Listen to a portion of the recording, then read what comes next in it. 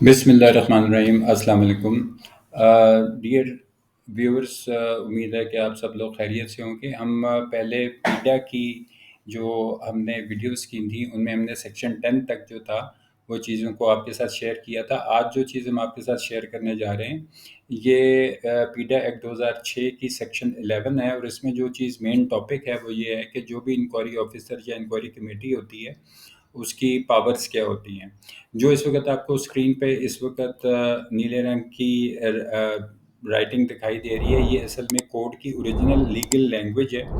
یہ لینگویج چونکہ تھوڑی سی سمجھنے کے اعتبار سے ڈفرینٹ ہوتی ہے کہ وکلا حضرات جو ہیں وہ اس کو مختلف طریقے سے ذرا پڑھنے کے عادی ہوتے ہیں، تو میں نے اس کی ایک آسان سمری جو ہے وہ آپ کے سامنے اس وقت نیچے جو آپ کو سمری کے ہیڈنگ کے نیچے اسکرین کے اوپر بلیک کلر میں نظر آ رہی ہے، یہ اس کی ایک سمری ہے۔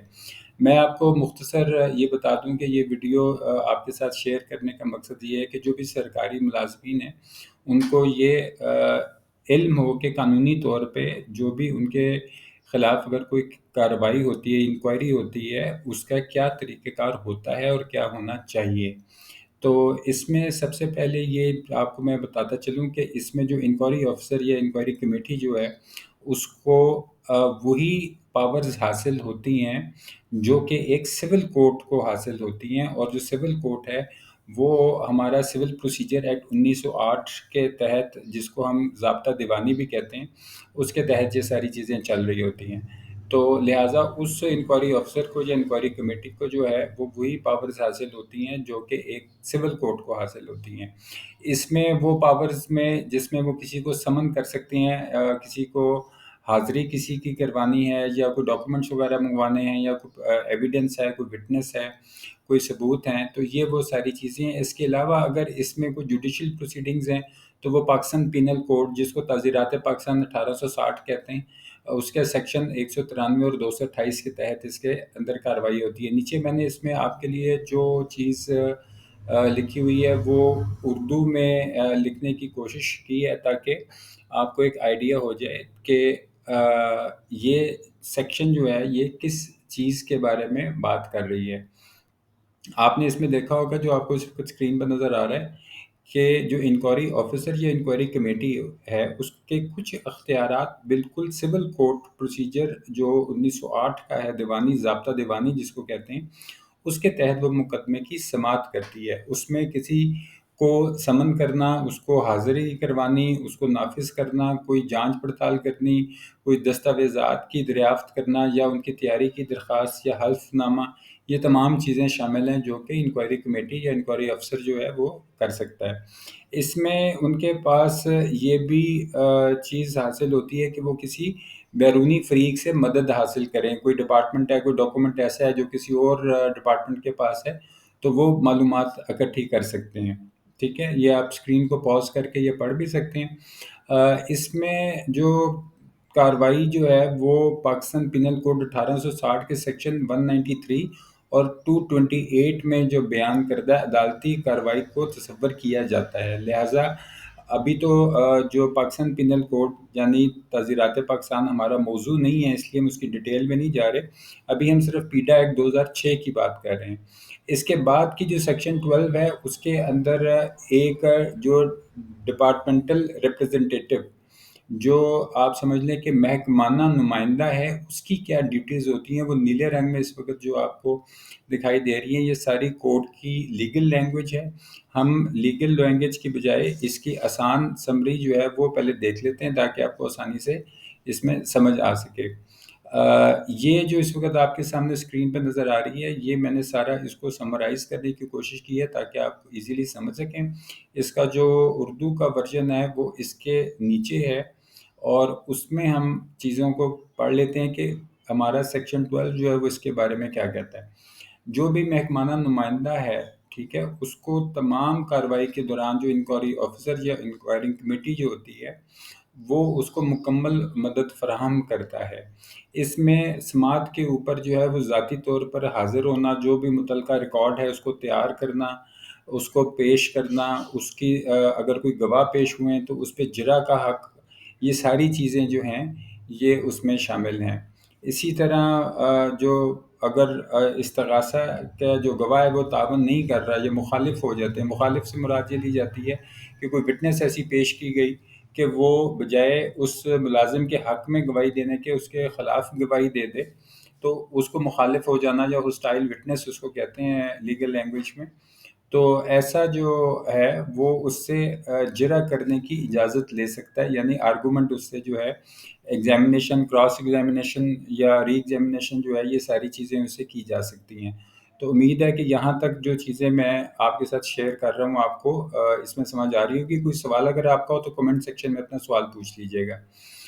اس کے بعد ہم آرڈر جو اس کا ہے، جو کمپیٹنٹ اتھارٹی یا مجاز اتھارٹی جو ہے، یہ سیکشن 13 کے اندر جس وقت نیلے رنگ میں آپ کو نظر آ رہا ہے، یہ سیکشن 13 ہے اس کا.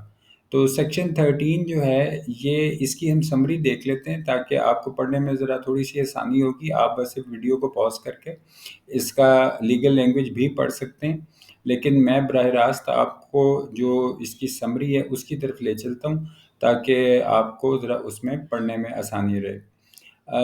یہ جو سیکشن ہے یہ تھوڑی سی پہلی سیکشن کی نسبت تھوڑی سی لمبی ہے.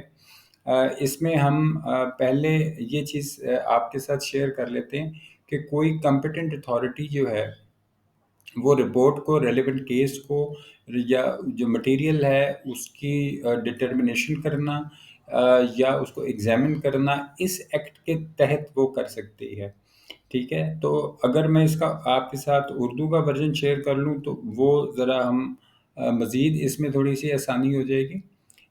اس کے اندر اگر آپ دیکھیں کہ کون کون سے اقدامات ایسے ہیں جو کہ مجاز اتھارٹی جو ہے وہ کرے گی اگر کسی کی اس کے اندر کوئی انکوائری ہو رہی ہے، کوئی انکوائری افسر یا کمیٹی ہے تو وہ اس میں کس طرح کرے گی.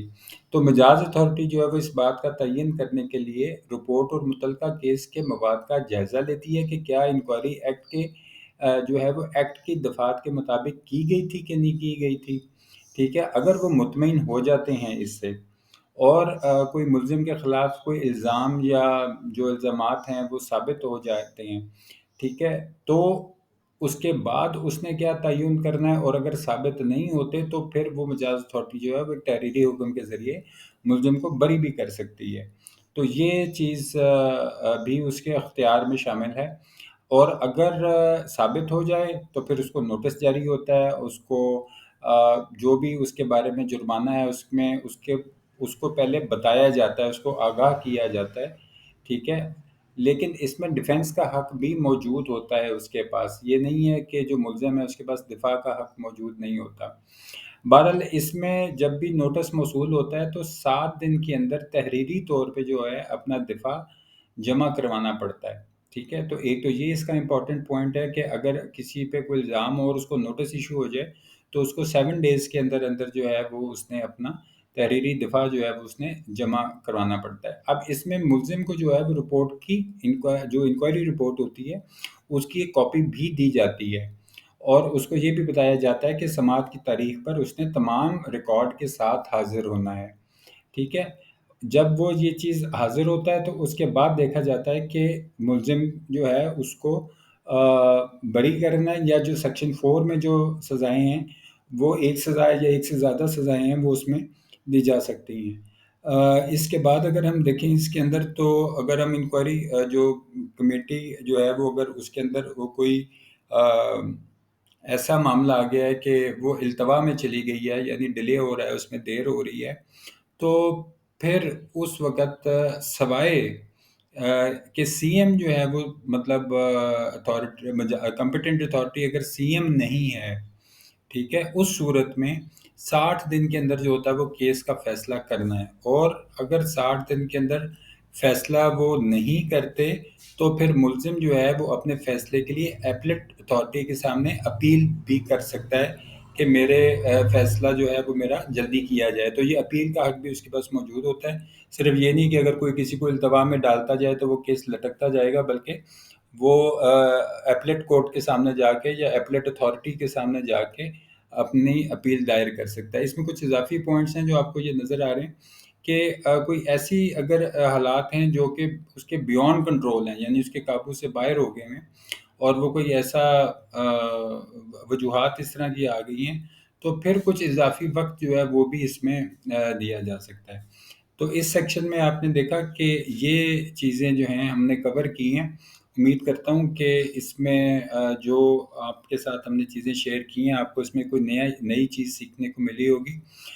سیکشن 14 جو ہے اس کی وہ پرسنل ہیئرنگ سے مراد ہے۔ یہ ساری لیگل لینگویج ہے جو اس وقت آپ کے اس وقت اسکرین پہ چل رہی ہے۔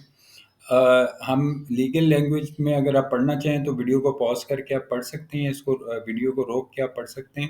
میں آپ کو صرف اس کی جو ایک سمری ہے وہ آپ کے ساتھ بلکہ اردو میں براہ راست جو ہے وہ شیئر کر لیتا ہوں تاکہ آپ کو سمجھنے میں آسانی رہے۔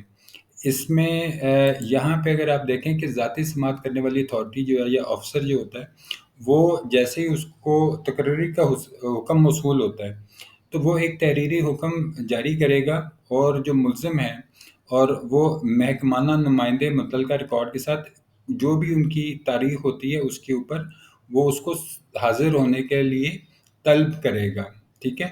اس دوران بھی ملزم جو ہے وہ اپنے کیس کا دفاع کر سکتا ہے، اس کو یہ موقع دیا جاتا ہے کہ وہ اپنا دفاع کرے۔ ذاتی سماعت کے بعد اتھارٹی یا سماعت کرنے والا افسر مقدمہ اور سماعت کے دوران ملزم کی طرف سے دیے گئے دلائل کے بارے میں تحریری طور پہ اپنے ریمارکس کو ریکارڈ کرے گا۔